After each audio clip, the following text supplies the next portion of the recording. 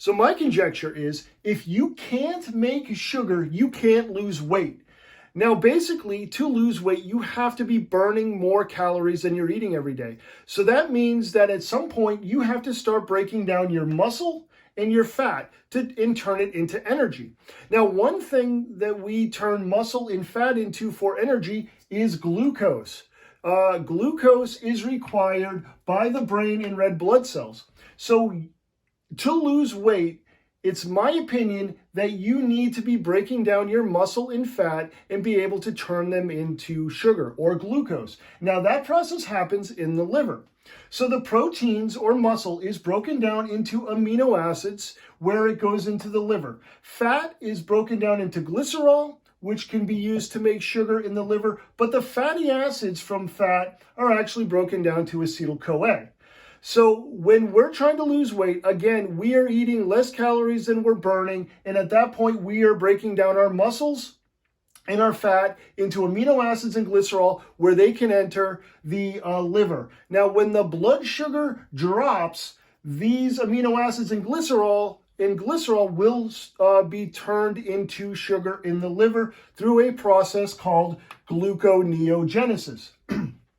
Now, to turn on this sugar-making process in the liver requires the enzyme PepsiK to be turned on. Now, to turn on this gene, we need glucagon, glucocorticoids, and thyroid hormones. So these are three hormones from the pancreas, adrenal cortex, and the thyroid gland. So again, when our blood sugar drops, we start breaking down our muscles and fat, and those products are brought to the liver where we can turn them into sugar. And by doing that, we have to turn on this gene, and this gene is turned on with glucagon, glucocorticoids, and thyroid hormone.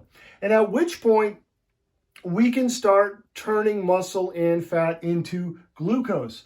Now, this process also requires biotin, niacin, zinc, and water. Excuse me.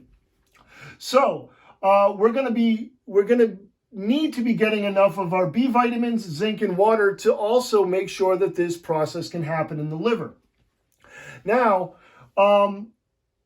as a result, the liver starts, again, turning our muscles and fat into glucose, and eventually the glucose is released into the bloodstream where the blood sugar rises. Now, when the blood sugar rises, the pancreas releases insulin, and it's insulin that shuts off this whole sugar-making process in the liver. Now, again, I mentioned at the beginning of the video that glucose is required by the brain and red blood cells. So this is right out of my textbook.